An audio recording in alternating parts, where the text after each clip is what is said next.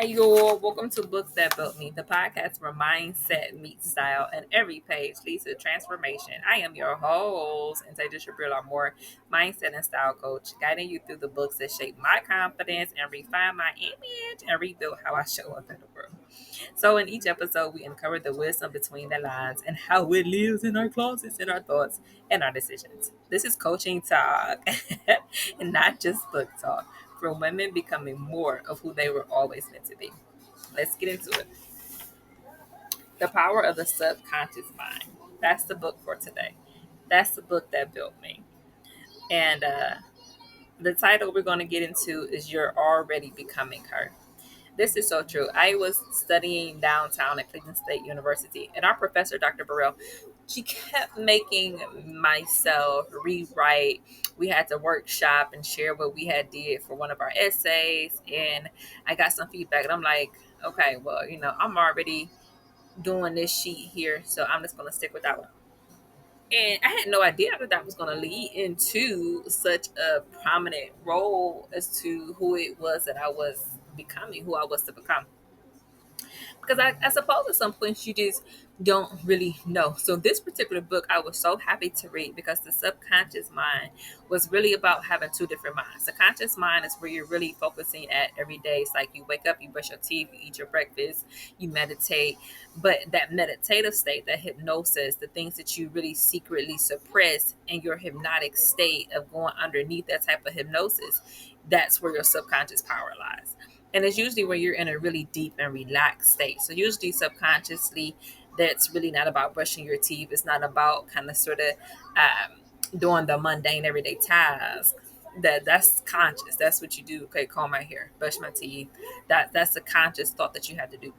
But the subconscious is really where the powerful modes of. If you ever hear the guy Neil Goddard or the other people who kind of sort of do some of the law of attractions or like the quantum leaping, those people kind of sort of get where that kind of sort of going under feels like. And for myself, when I think about going under, I envision a body of water and I envision that coming off as I'm underneath something, and even when I take a deeper thought into those moments, whether it's water or some kind of outdoor back house or space or some kind of event or some kind of launch where I'm on a deck, and I just feel like I'm going underneath this space and I can look up and I can see the trajectory from what's taking place versus who's like, as well as necessarily, so to speak, who's under.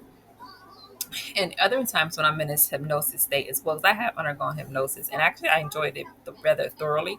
And I'll notice certain things like people are around, and probably when I'm in a less conscious state, I can only notice but so much because I'm not thinking about it consciously. So I notice more when I think about it subconsciously.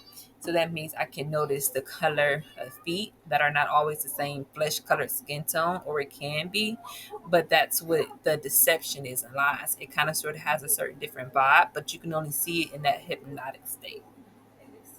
Or I have other instances where I can see things in that hypnosis state, which means hypnosis state, the hypnotic state, where I may otherwise miss, whether it's someone's hand getting withered, and I'm not sure what takes place with that consciously, but subconsciously, I understand that withering is not always the most pleasant of present conscious experiences, so therefore it might come across as better done subconsciously as well. And that takes quite a bit of practice and effort. And there's really nothing wrong with that. And but again, that's not the mundane, everyday, run of the mill type of behavior or thought or task. That's a little bit more higher level in skill. So that means it's a little less mundane. Even the task for creating this podcast, this is not necessarily something that I do every day as I brush your teeth. This is a little bit more advanced than that. This is like kind of sort of what you get 20 episodes and then I'll probably never do it again. So it's really not the same brushing your teeth. But I suppose at the same time and token, you can definitely go with the same vibe. After a while, I also start brushing my teeth. I'll die. I'll be dead. You know what I mean? So I kind of sort of want to be mindful of that as well. So, belief programming, again, that subconscious mind has ultimately, like, for an example, I'm constantly giving you what the thoughts are as belief programming as examples because I believe in them. I believe that I've witnessed them, that I've gone through them, that I've experienced them firsthand. And that's where your programming lies at.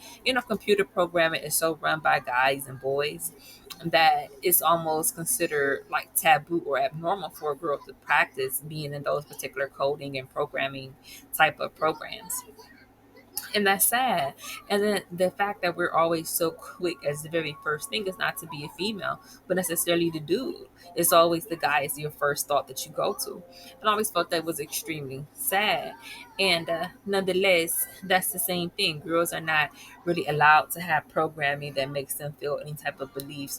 This is a man's world, right? You know what I mean? And then at the same time, it's okay, oh, but it'll mean nothing without a woman. But so why is there so much drama? Why is there so many issues going on in the world around same-sex marriages or around what the Bible says about having blasphemy or what is so many issues that's rooted in the sexual orientation and identity of all of us that resides here and have been and are going to?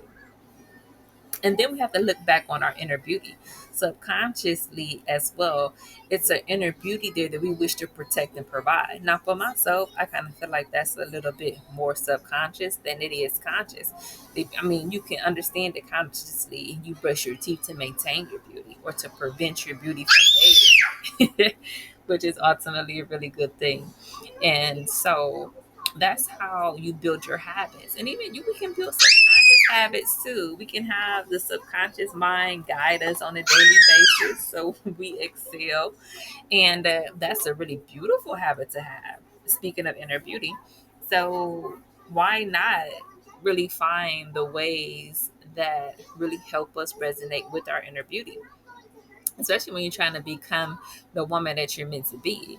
Subconsciously, you really want to focus on her energy, on the way that she can show up in this world, on the way that she can kind of give off energy that resonates with people who are looking to necessarily boss up their lives or level up what they may have not or have chosen to think about. Or you can be able to say that I have a dream and I wish to make it a certain type of way, and this requires a certain level of inner beauty.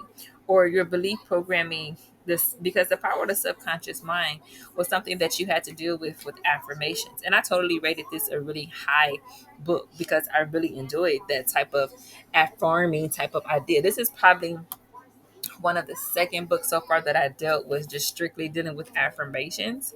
Because when you affirm what your life is and is about, then you can really figure out what's going on and taking place. And that's something that I really like to do. Because sometimes people don't always really want to kind of sort of acknowledge and accept that life is a certain way. And I'm not sure why. If it could just be some issues, some kind of, what I mean, spirit that comes over us and we just are scared of the subconscious mind as well. Because it can look a little funny. It can kind of sort of freak you out. For days you don't understand, you constantly are thinking that something is wrong with the way that things are looking about, or why is this here for so long? Why have I yet to manifest this? Or why is this thought so persistent? Why is this thought not really readily leaving me or my body? Or what is the big deal with this particular thought?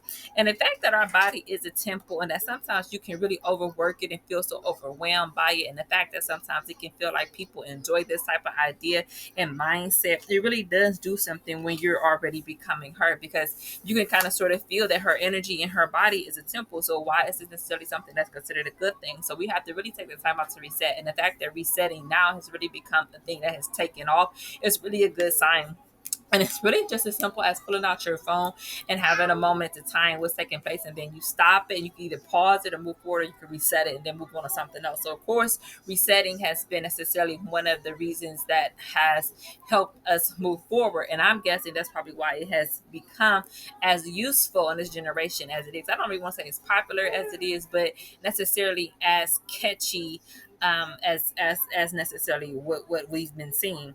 And then, so again, your mindset is really kind of sort of where you want to leave the best impression at. If you really are out and about in the world and you have somebody that's looking up to you for what's going on and taking place, that's a mindset issue. They're looking at you as that person that they get their things from, because they don't have many other examples of that in their life.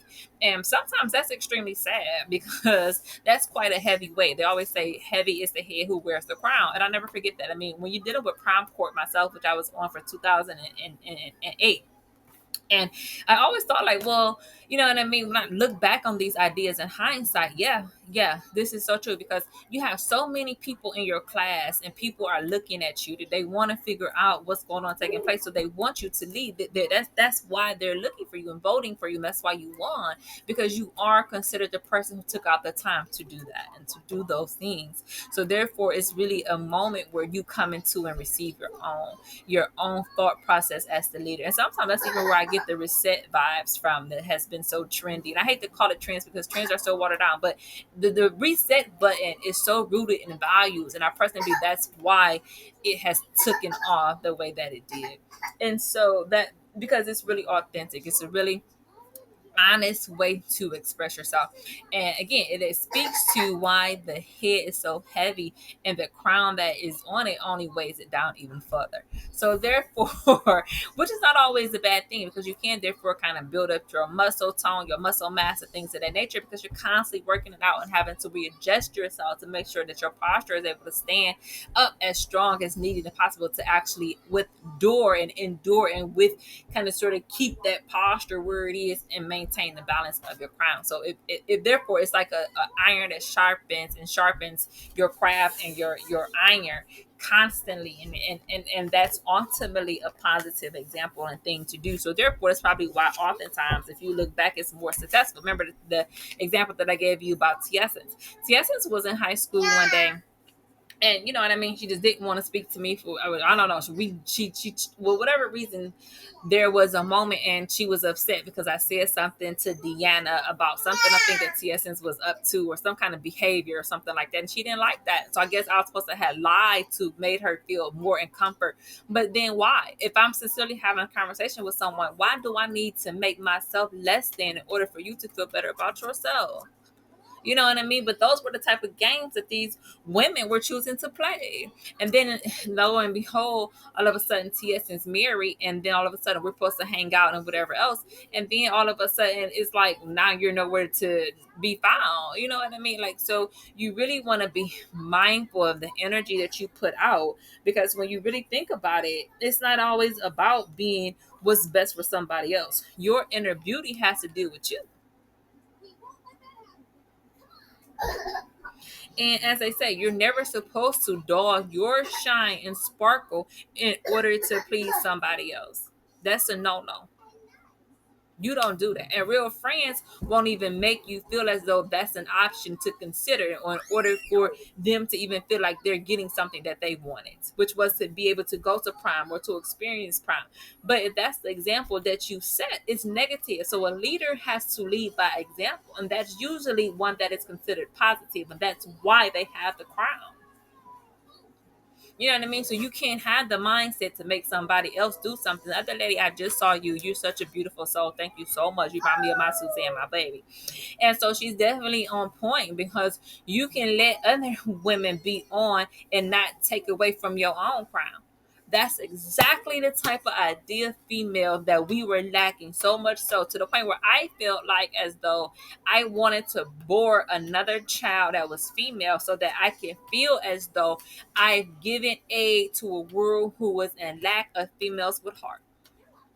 You don't have heart. If you don't have the heart enough to allow someone to express their feelings and still be friends with them and still remain loyal to them, you are acting out of a coward thought, a yellow minded mindset. That's not a leader. That's not an authentic leader. That's not a true leader. And as they say, you're never supposed to be faking phony with a Scorpio. The only time that we can be cool and be friends when you already becoming her is only when I'm allowed to succumb my own will to yours. That's the only time you ever around.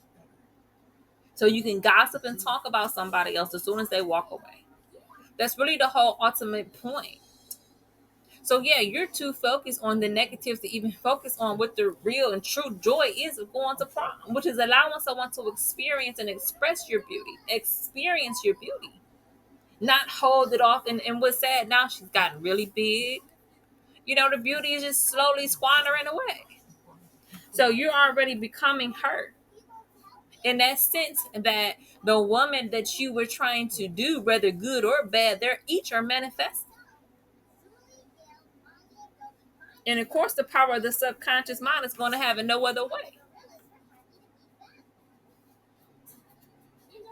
So watch your belief programming, watch your inner beauty, and protect it. Be with men who choose to protect you because you're unafraid of being you. That's a real love. That's what Mary J. Blige sings about. All right, ladies, I don't want to talk y'all ear off. So for that, I am going to go ahead on and end it. So thank you for joining me for another chapter of Books That Built Me. This episode shifted your mindset and elevated your soul. Anyway, leave a comment or review. Remember, you're just not reading books, okay? You're rewriting the woman you're becoming. So wear your truth boldly, ladies, and I'll see you next time.